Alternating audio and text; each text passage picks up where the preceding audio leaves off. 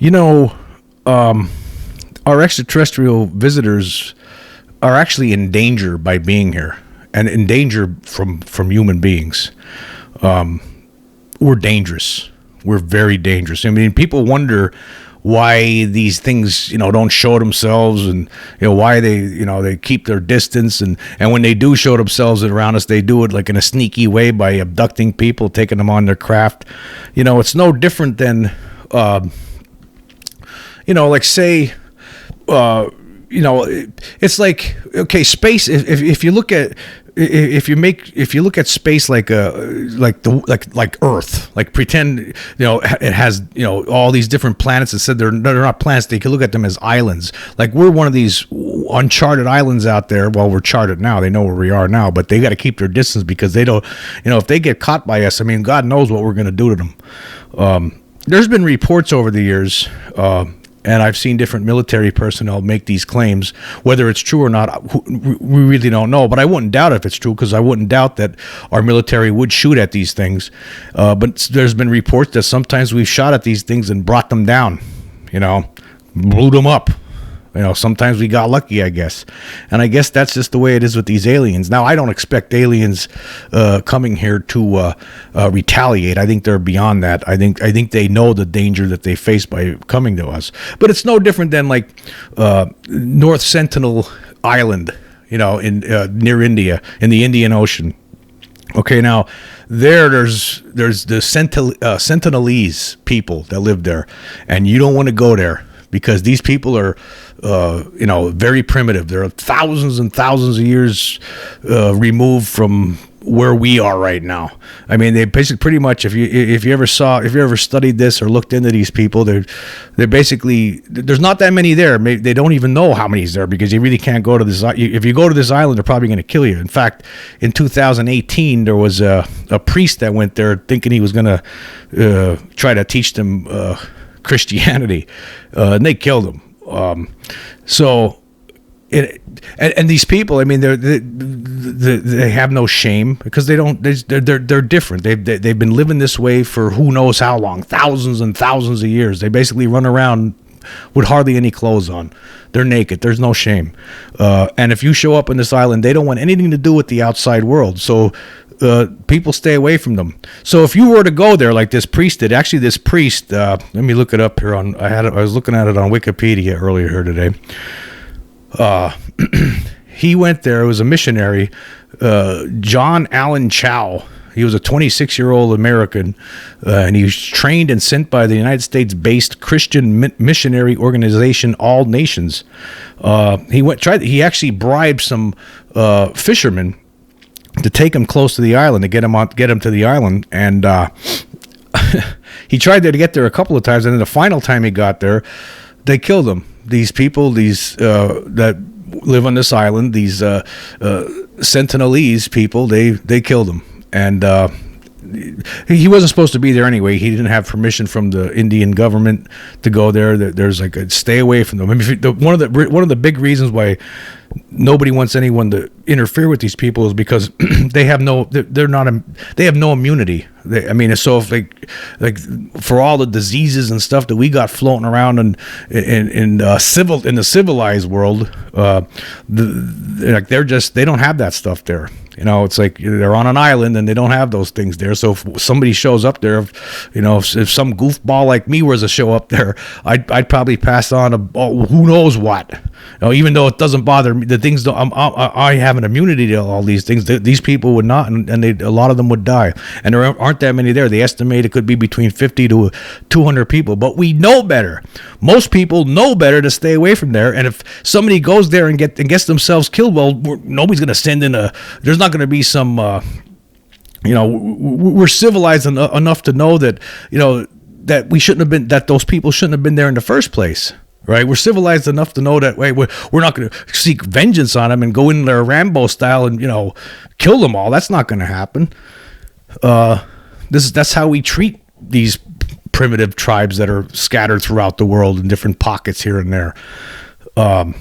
So I would imagine that the visitors coming here, they're actually, the way they're thousands of years even more advanced comparatively than we are, than the civilized world is from the Sentinelese.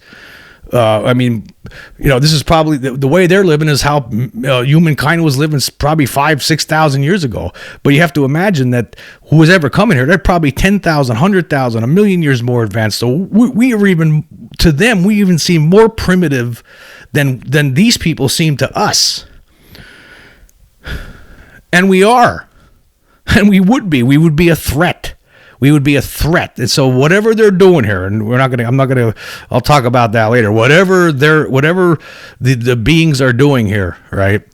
Whatever their purpose, I know you would have to, they all have to realize that if somehow they fall into our hands, that's their tough luck, and there's not going to be anything anybody could do to help them.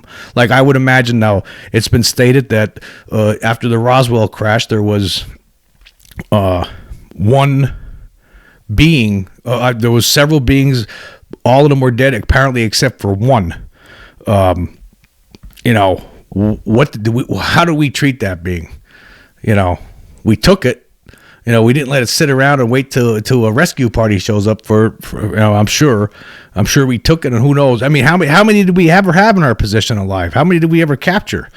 And if the rumors are true that we shot some of these flying saucers down over the decades, and we captured some of them alive, what did we do to them? Question them? Put them in a room with a spotlight on them and try to get information?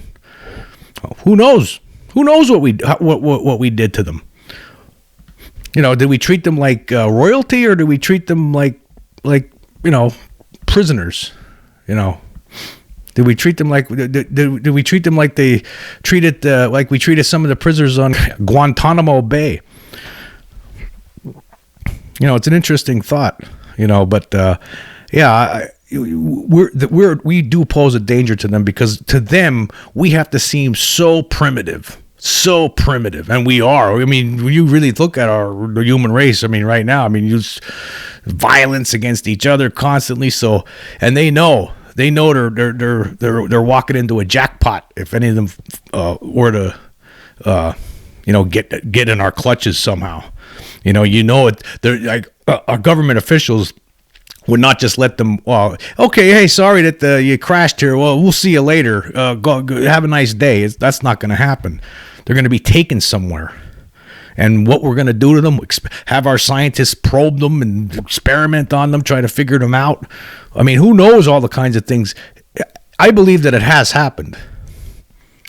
Again, here's a reason why I do know this. I know this because I know that there's something going on. I've seen one of the craft. I've had other experiences where I believe I had one of these beings were in my room when I was a kid, right? So I know that this, that something's going on from my own personal experiences, right? And then I know that because of my own personal experiences, it makes me understand that a lot of these people who had these other experiences they talk about their experiences, like from Travis Walton and so many other people, so many other incidents. I know that they're telling the truth. I know that they are, because I've seen one of these craft, and there's something coming here. There's no question about it. Something that's more advanced than humankind is coming here. So I know that our government has to have more a lot of stuff that they don't want to share, and one of those things they don't want to share is the beings themselves. Like any kind of when they've actually captured one of these beings, they had to. Put it this way: if this is not true, if they hadn't, they're totally inept. They've been inept for 75 years now. And I don't believe the people in the Pentagon, the people that rise up to those positions, are completely inept. I believe that by this point, there's no question in my mind that they've recovered spacecraft, alien-controlled, alien-operated, extraterrestrial spacecraft.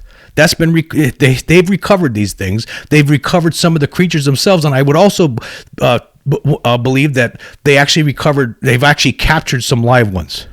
What we've done to those live ones, God knows. But put it this way: if say you were an explorer and you land on some primitive island, You know, it's the same thing. It's the same. It would be the same thing to them. The way you would look at that, if somebody goes to some primitive island where there's people that are living in a way that we lived thousands of years ago, right? They've never advanced, not like the rest of the world. Most of the rest of the world, they've never advanced. What you know, something bad's going to happen to that person, most likely. So you know that if these beings, they know that, hey, that's just the way it goes. Yeah, these beings that are on a mission for whatever purpose that are here, right? They know that if something happens to them, if they get it within our clutches, they're in trouble. They're in trouble.